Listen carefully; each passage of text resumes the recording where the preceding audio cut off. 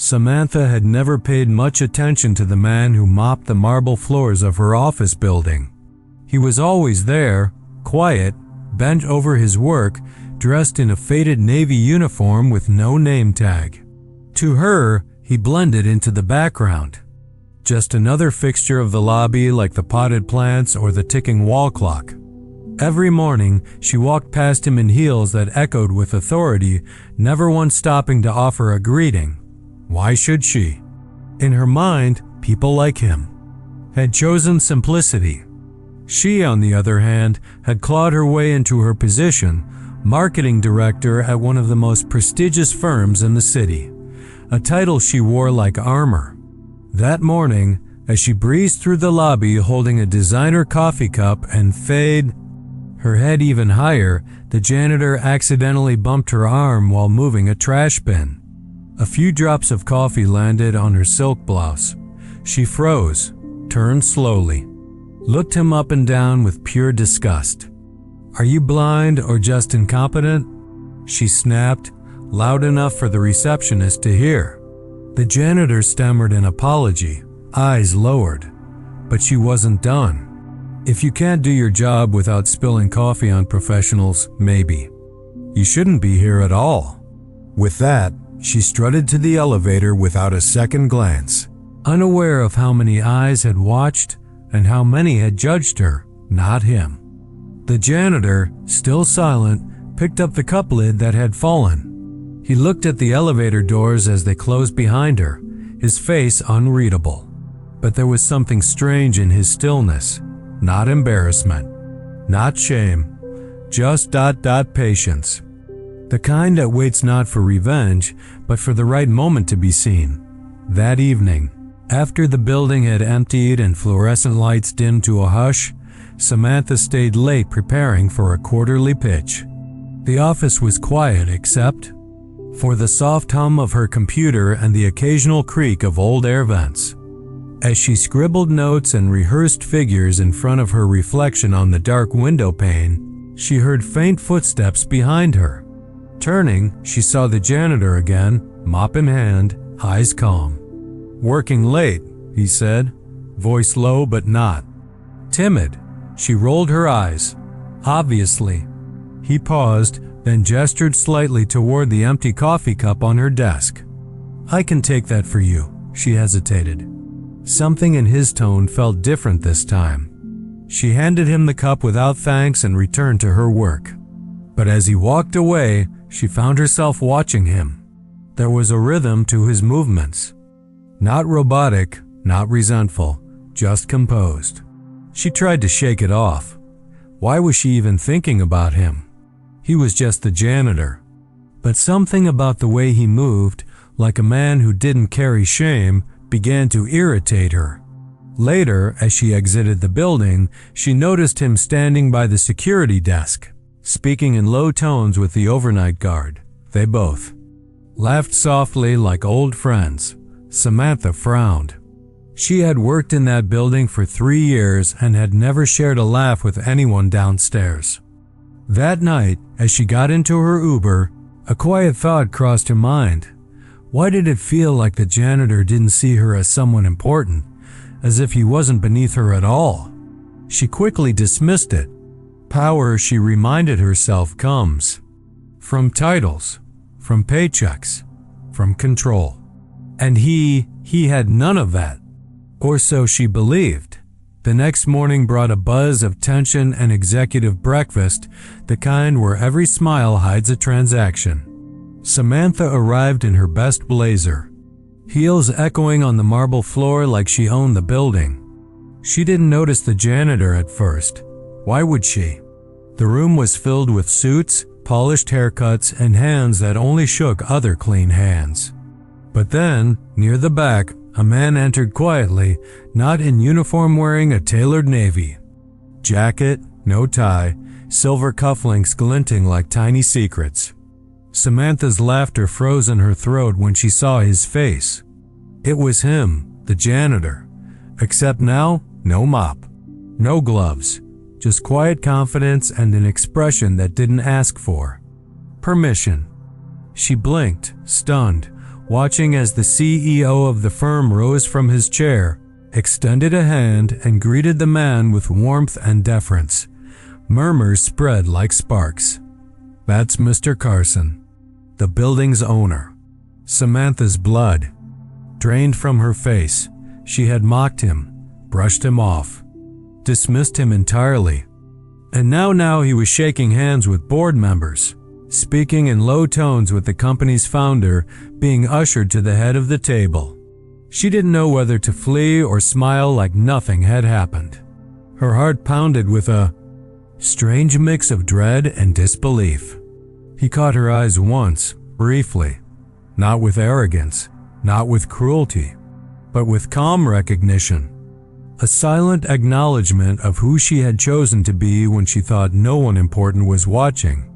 She lowered her gaze, wishing suddenly that she had asked his name, because now everyone in that room knew it, and somehow she had never even cared to learn, but it was too late, and her silence now spoke louder than any apology could.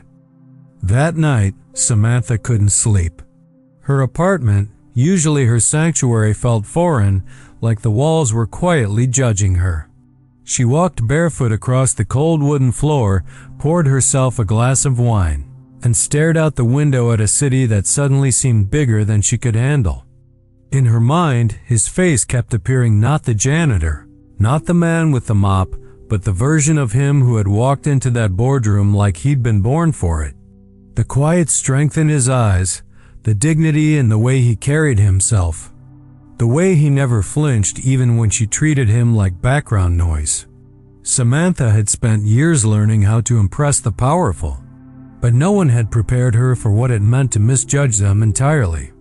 Her mind rewound the encounter over and over. The way she had handed him her empty coffee cup with that offhand, "You missed a spot," the way he had nodded politely while holding her trash, and now she knew he had let her. He hadn't corrected her, hadn't told her who he was.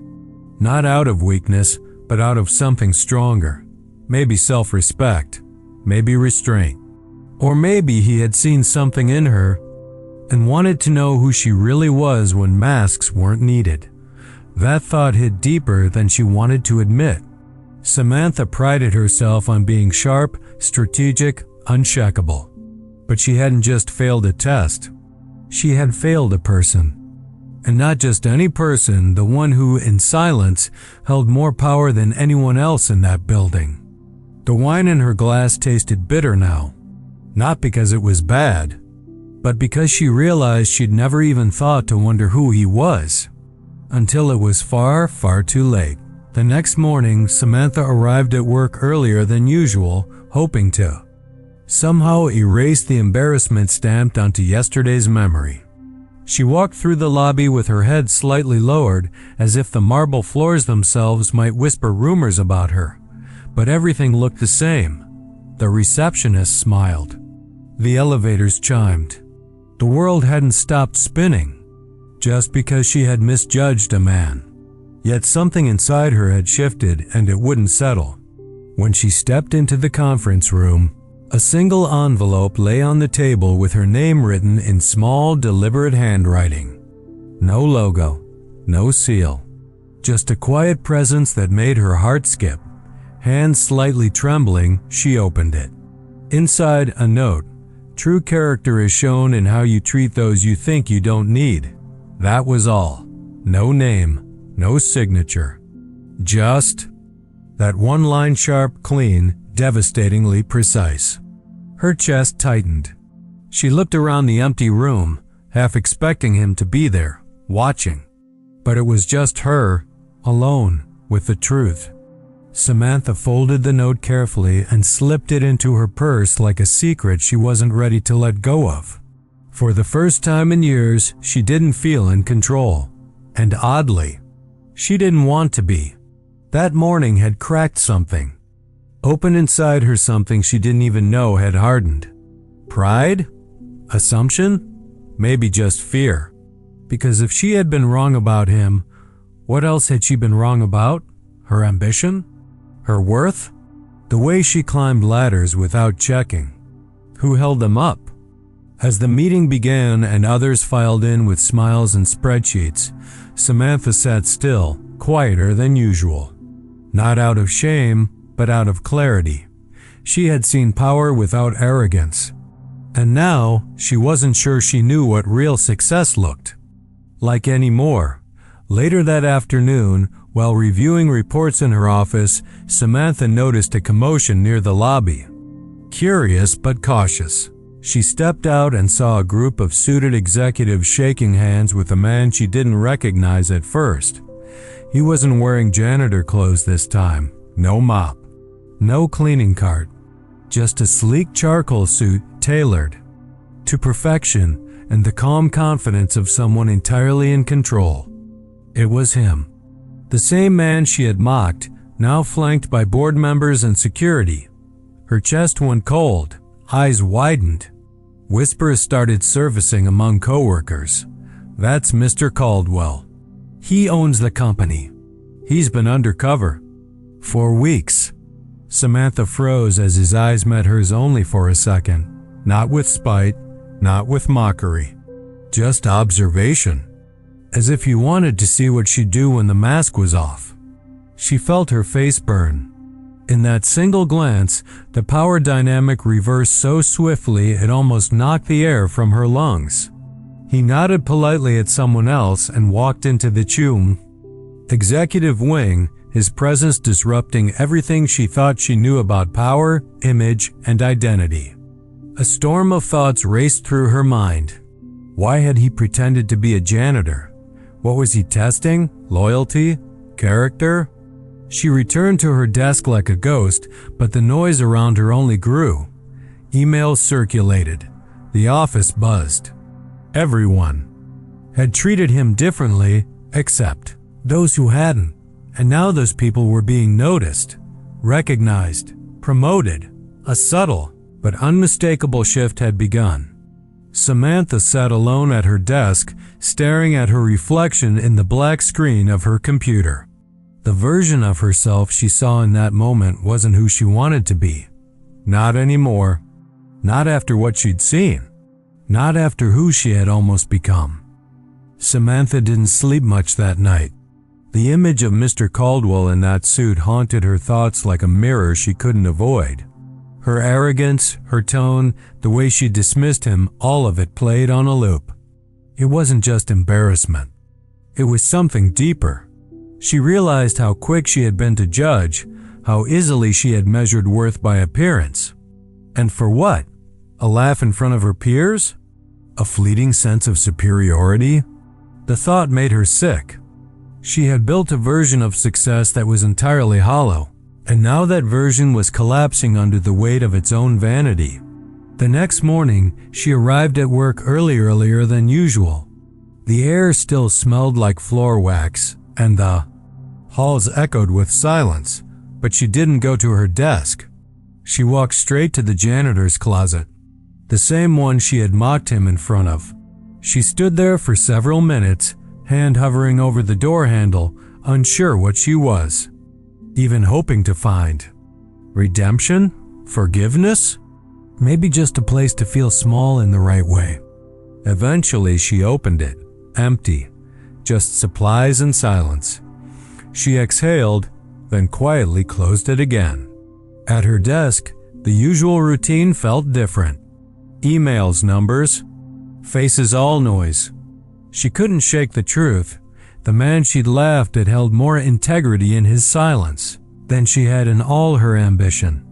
Later that day, her inbox pinged with a meeting invitation. From Mr. Caldwell, her heart stuttered. Subject line, "Let's talk." No context, no assistant, just him. She stared at it for a full minute before clicking accept. Whatever. It meant she knew one thing. This wouldn't just be a conversation. It would be a reckoning. The meeting room was on the top floor, a level Samantha had never been invited to before. Everything felt colder there, quieter. The carpet was thicker, the lights dimmer, the view breathtaking. But none of that mattered when she saw him sitting at the head of the long glass table. Mr. Caldwell wasn't in a janitor's uniform. today. He wore a tailored charcoal suit, subtle cufflinks, and a watch that likely cost more than her car. But more than that, he carried himself differently now, not hiding, not observing, not cleaning up after anyone. He stood when she walked in, his expression unreadable. "Miss Turner," he said calmly, "please have a seat." She obeyed, her hands trembling slightly as she lowered herself into the chair across from him. For a moment, silence filled the room like a storm about to break. Then he spoke, not with anger, not with arrogance, but with something far more unsettling: clarity. "Do you know why I started as a janitor?" he asked. She shook her head, throat dry. "Because I wanted to see who people really were before. They knew who I was." The words hit her like a slap. He continued, recounting how after inheriting the building from his late father, he decided to spend 6 months undercover to understand the company culture, to see which of his tenants treated the lowest-ranking workers with dignity and which didn't. "Some surprised me," he said, eyes narrowing. "Others disappointed me deeply." Samantha knew where she stood. She wanted to speak, too. Explain that it wasn't who she really was, but how could she say that when no one had forced her to laugh? That cruelty had come freely. "I'm not here to punish you," Mr. Caldwell said softly, "but I am here to tell you that what you did wasn't invisible." Her cheeks burned. This time she didn't cry. She listened. Mr. Caldwell leaned back in his chair, his fingers steepled together, not to intimidate her, but to give space for the weight of what had just been said to land. Samantha's gaze dropped to the surface of the table, where her reflection looked unfamiliar, smaller somehow. For the first time, she truly saw herself not as the victim of a misunderstanding, but as the author of a moment she wished she could erase. "I've spent years building something different," he continued, voice calm but unmistakably pointed. "A company where respect isn't earned by money or status, but shown by default, no matter who's holding the mop or the pen." His tone was never cruel. In fact, it was his grace that hurt the most. He wasn't mocking her. He wasn't retaliating. He was simply letting her sit in the truth. And in that, there was no escape. "So," he added, "I wanted you to see me now. Not to gloat, but because people rarely get to witness the weight of their own actions." Samantha nodded slowly, the silence between them now different, not awkward, but revealing. She felt the cracks in her own persona widen. The performance she wore, everyday heels, designer bag, confidence built on sand, suddenly felt too heavy to carry. "What happens now?" she finally whispered. He stood and walked to the floor-to-ceiling windows. "That's up to you," he said, watching the city below. "This isn't about me. It's about whether you'll ever treat the next person differently." That question hung in the air like a final exam she hadn't studied for. And somehow, it felt more important than any promotion or salary. Mr. Caldwell didn't dismiss her. He simply turned, nodded once with a quiet strength, and left the room, leaving her alone, not with punishment, but with a mirror, one she could never unsee. Samantha sat alone in the conference room long after he had left, her fingers still resting on the edges of the chair as if holding herself in place. Outside the tall windows, the city moved forward as usual: cars, horns, lives being lived, but inside, everything had slowed down. Her mind echoed with his words. People rarely get to witness the weight of their own actions. It wasn't rage or humiliation that consumed her now, but something much quieter and much heavier: shame. She wasn't proud of who she had been that morning in the elevator. The truth was, she hadn't even seen him. Not really. She had seen a uniform, a mop, and made a decision in a split second about someone else's worth. Not based on experience or kindness or contribution, but on image. And in doing that, she had exposed more about herself than anyone else ever could. She remembered her first day in the building, how nervous she had been. how much she had wanted to prove she belonged.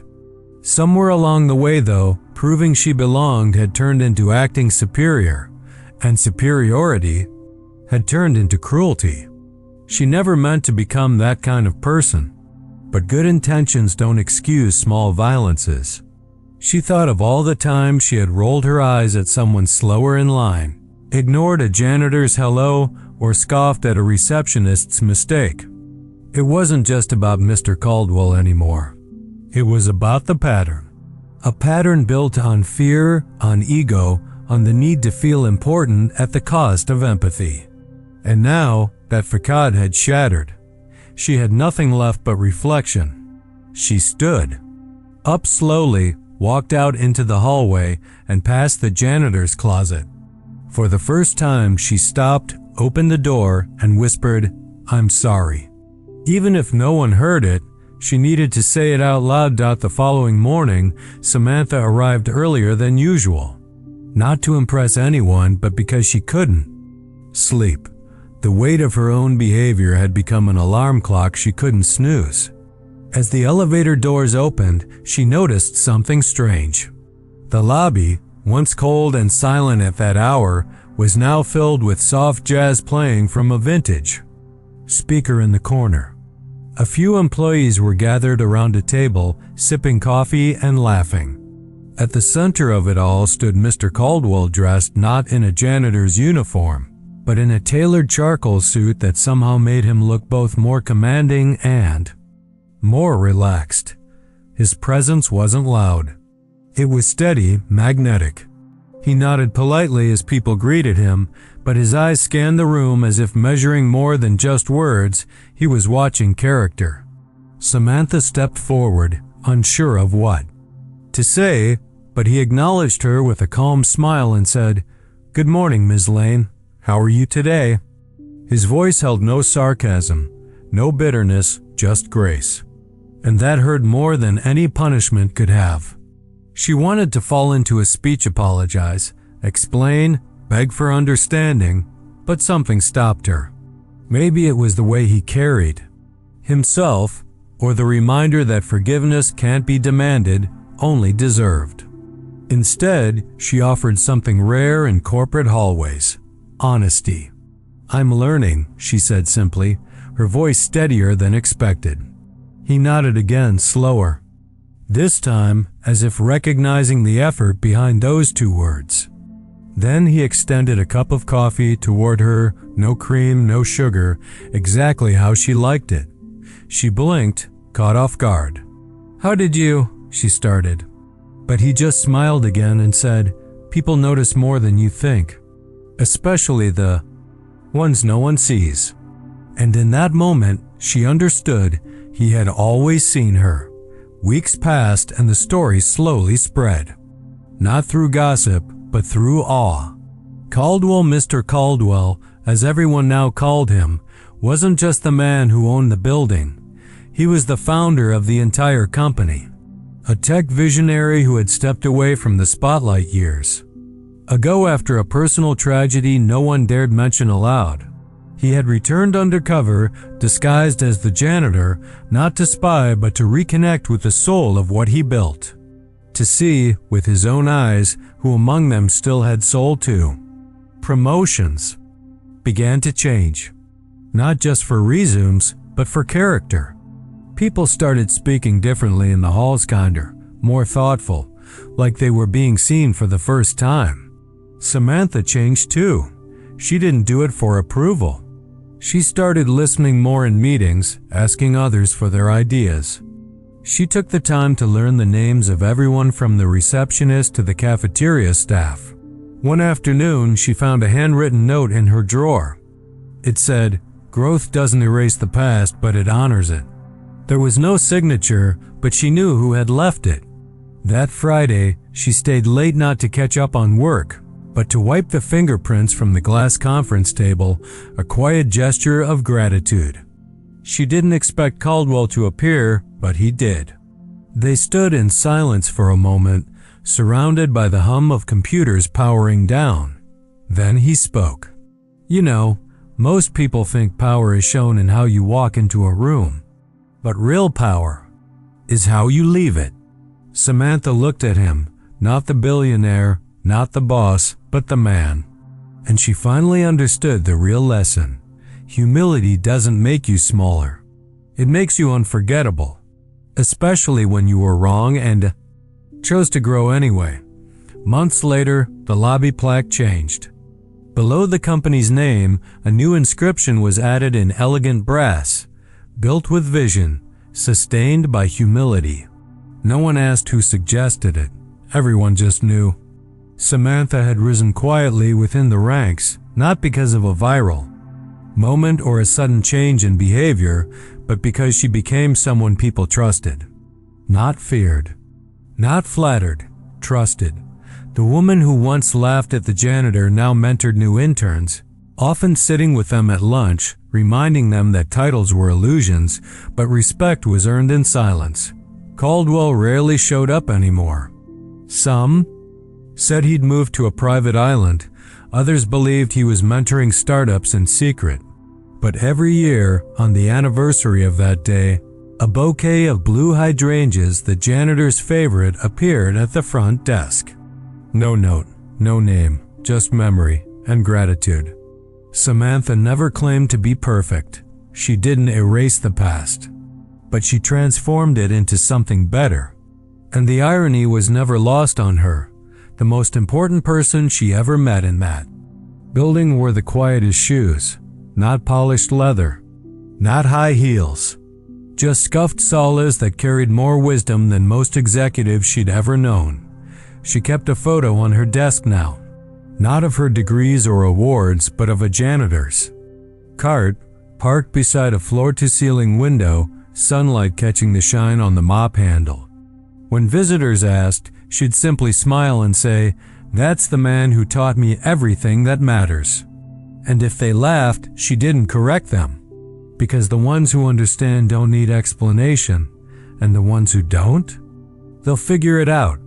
The day the janitor walks by and teaches them too, not with words, not with power, but with the quiet kind of dignity that only the truly wise ever carry.